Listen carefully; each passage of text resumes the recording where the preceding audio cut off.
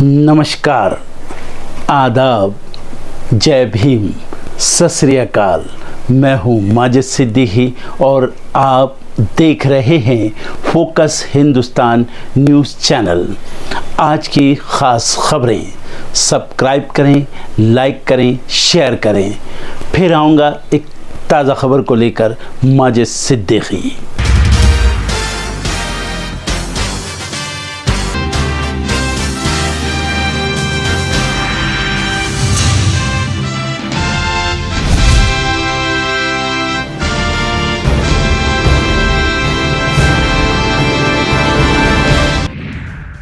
महाराष्ट्र में शरद पवार गुट एनसीपी की पहली लिस्ट आज होगी जारी। कई नेताओं को मिल सकता है मौका।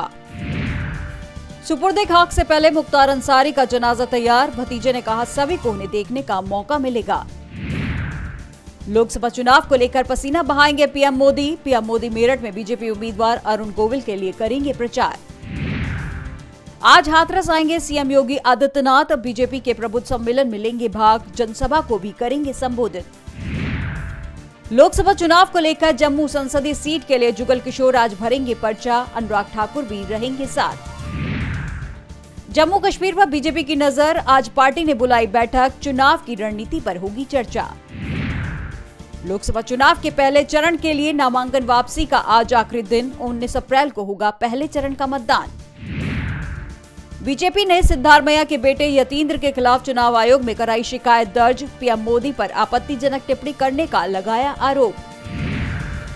आज राष्ट्रपति भवन में नहीं होगा चेंज ऑफ गार्ड समारोह। भारत रत्न का होगा आयोजन। कर्पूरी ठाकुर को मिलेगा भारत रत्न। कार्यक्रम में सीएम नीतीश समेत एनडीए के कई नेता होंगे शामिल। उत्तर भारत में बदलेगा मौसम। दिल्ली, यूपी समेत कई राज्यों में बारिश को लेकर अलर्ट। पाकिस्तान की नेशनल असेंबली की सदस्य चुनी गई आसिफा भुट्टो। पिता जरदारी की सीट से दाखिल किया था नामांकन। रूस ने यूक्रेन के ऊर्जा ढांचे पर 99 ड्रोन और मिसाइलों से किया अटैक। हमले से कई क्षेत्रों में बिजली आपूर्ति रही बाधित।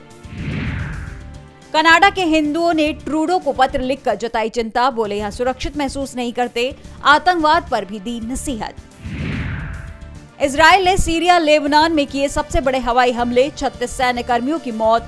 मारा गया हिजबुल्लाह का रॉकेट प्रमुख।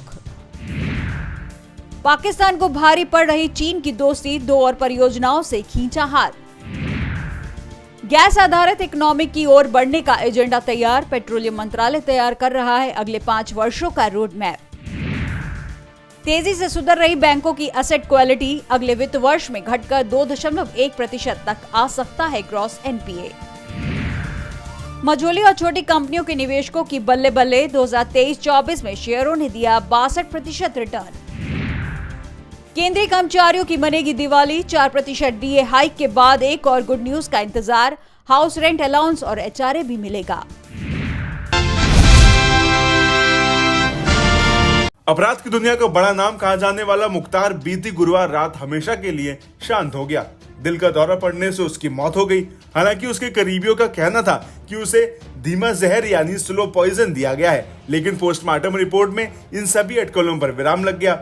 वहीं एक्सपर्ट्स का मानना है कि आतंक की दुनिया से लेकर सियासत तक अपना सिक्का जमाने वाले मुख्तार की मौत के बाद उसके क्षेत्र यानी गाजीपुर और आसपास के इलाकों की राजनीति में बड़ा बदलाव देखने को मिल सकता है। जहां साल 1952 के बाद से उत्तर प्रदेश के मऊ सीट से कोई भी लगातार दूसरी बार चुनाव नहीं जीता था, तो वहीं मुख्तार अंसारी ने 1996 से लगातार 5 बार सीट जीतकर इस मिथक को तोड़ दिया था। उसने 2 बार बहुजन समाज पार्टी के उम्मीदवार के रूप में जीत हासिल की थी। उसने आखिरी बार 2017 में विधानसभा चुनाव लड़ा था, लेकिन अब यानी 2024 में होने वाले लोकसभा चुनाव में गाजीपुर और आसपास के इलाकों में 90 के दशक के बाद पहली बार कोई चुनाव ऐसा होने जा रहा है जिसमें माफिया डॉन मुख्तार अंसारी का सीधा प्रभाव नहीं होगा। वहीं अगर गाजीपुर लोकसभा क्षेत्र के तहत आने वाली 5 विधानसभा सीटों का सियासी गणित समझा जाए तो इन 5 सीटों में से 4 पर समाजवादी पार्टी का कब्जा है और पास वाली मऊ और मोहम्मदाबाद सीट पर भी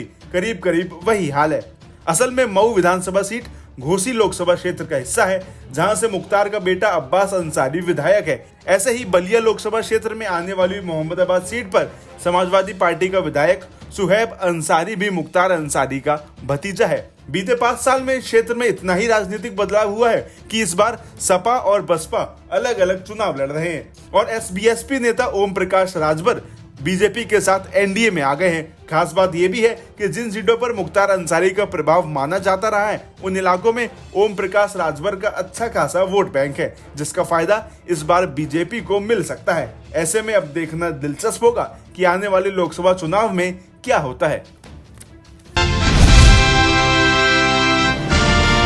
हाल ही में शराब घोटाले मामले में दिल्ली के सीएम अरविंद केजरीवाल की गिरफ्तारी के बाद उनकी पत्नी सुनीता केजरीवाल जनता के सामने आई थी। उन्होंने अरविंद केजरीवाल की गिरफ्तारी की बात करते हुए केंद्र की मोदी सरकार को जमकर घेरा था और साथ ही जनता से सहयोग की अपील भी की थी। ऐसे में अब सियासी गलियारों में जमकर चर्चा हो रही है कि सुनीता केजरीवाल दिल्ली के सीएम पद पर बैठ सकती हैं। आपकी जानकारी के लिए बता दें कि सुनीता केजरीवाल दिल्ली के मुख्यमंत्री अरविंद केजरीवाल की तरह ही आईआरएस अफसर रह चुकी हैं। ऐसे में आम आदमी पार्टी इन पर भरोसा जता सकती है और सुनीता मुख्यमंत्री पद की जिम्मेदारी संभाल सकती हैं। सुनीता 20 साल से ज्यादा समय तक आईआरएस सर्विस में रही हैं। हालांकि उन्होंने साल 2016 में नौकरी छोड़ दी थी और वीआरएस ले लिया था।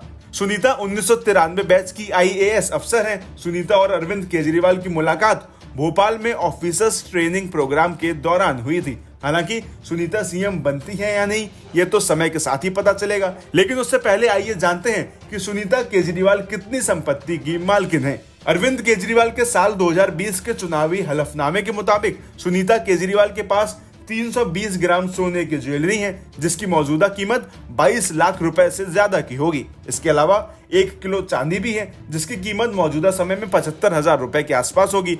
वहीं गुरुग्राम में सुनीता केजरीवाल के नाम पर एक आलीशान बंगला भी है। 2244 स्क्वायर फुट में फैले इस बंगले की कीमत 2020 में 1 करोड़ रुपए थी। हालांकि अब इस बंगले की वैल्यू और बढ़ गई होगी। इसके साथ ही साल 2020 तक सुनीता केजरीवाल ने एसबीआई म्यूचुअल फंड में 15 लाख रुपए से ज्यादा का निवेश किया था, जबकि उनके पीपीएफ खाते में 13,44,000 रुपए जमा थे।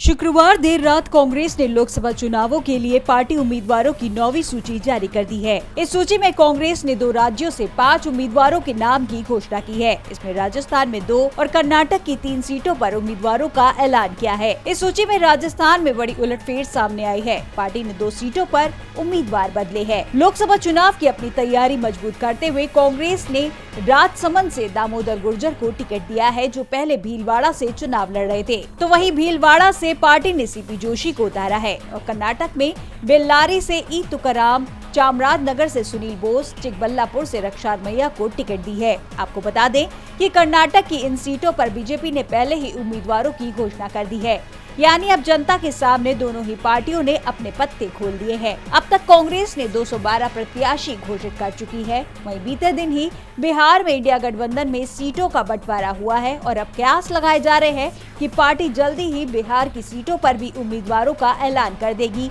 जिसके बाद चुनाव अभियान में और तेजी आ जाएगी।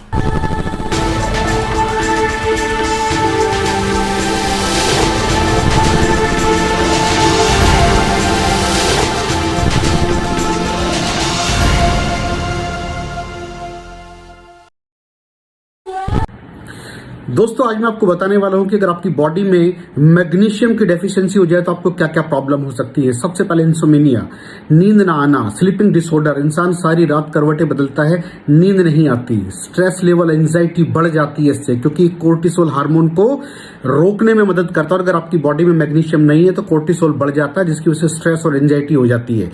मूड स्विंग्स, इंसान को पता नहीं चलता उसके मूड स्विंग्स होते हैं, थोड़ी थोड़ी देर में गुस्सा आना, थोड़ी थोड़ी देर में चिड़चिड़ापन होना, क्योंकि ये सेरोटोनिन हार्मोन को बढ़ने में मदद करता है। अगर आपकी बॉडी में less magnesium is equal to less serotonin, और सेरोटोनिन हैप्पीनेस का हार्मोन है। अलावा इसके ये फटीग को भी कम करता था। अगर आपकी बॉडी में मिनरल डेफिशिएट है, अगर आपकी बॉडी में मैग्नीशियम नहीं है तो आपको थकावट बहुत जल्दी फील होगी, जरा सा काम करती है आपकी बॉडी थक जाएगी। पुअर डाइजेस्टिव सिस्टम, ये डाइजेस्टिव सिस्टम को भी मैनेज करने में बड़ा शानदार रोल प्ले करता है, और अगर इसकी डेफिशिएंसी है तो कॉन्स्टिपेशन, डायरिया जैसी प्रॉब्लम हो जाती है। माइग्रेन, बहुत खतरनाक प्रॉब्लम है माइग्रेन। अगर डेफिशिएट है आपकी बॉडी मैग्नीशियम से तो आपको माइग्रेन की प्रॉब्लम भी हो सकती है। ब्लड प्रेशर, अगर आपकी बॉडी में मैग्नीशियम कम है तो आपको ब्लड प्रेशर की प्रॉब्लम हो सकती है।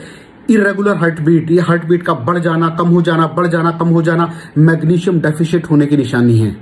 ऑस्टियोपोरोसिस, बोन हेल्थ वीक हो जाती है क्योंकि आपकी बॉडी का 60% जो मैग्नीशियम है वो आपकी बोन्स के अंदर होता है। अगर आप बाहर से मैग्नीशियम नहीं ले रहे हैं तो आपकी बॉडी जो है वो हड्डियों में से लेना शुरू कर देती है, जिसकी वजह से ऑस्टियोपोरोसिस की प्रॉब्लम भी हो सकती है, आपकी हड्डियां कमजोर हो जाती हैं। और मसल क्रैम्पिंग, मसल क्रैम्प, नस पे नस का चढ़ जाना, मसल्स पे अकड़ जाना, बिल्कुल चलना मुश्किल हो जाता है। तो मसल क्रैम्पिंग भी तभी होती है जब आपकी बॉडी में मैग्नीशियम की डेफिशिएंसी हो। और दोस्त, हमारे यहाँ 90% से ज्यादा लोग मैग्नीशियम डेफिशिएंसी के शिकार हैं। कहां से मिलेगा मैग्नीशियम, कितनी मात्रा में लें, किस क्वालिटी का लें? तो उसका जवाब है वेस्टीज प्राइम CMD। इसके अंदर आपको भरपूर मात्रा में मैग्नीशियम मिलेगा, आपकी सारी प्रॉब्लम सॉल्व हो जाएगी। Thank you so much. दर्शकों, देख लिया आपने हमारे वीडियो को। हमें खुशी होगी कि आपने हमारे न्यूज़ को लाइक किया और दूसरों को शेयर किया। अगर अभी तक हमारे चैनल फोकस हिंदुस्तान को सब्सक्राइब नहीं किया है तो तुरंत सब्सक्राइब करें, कमेंट करें और बेल आइकॉन को प्रेस करें। हम हाजिर हैं खबर के लिए।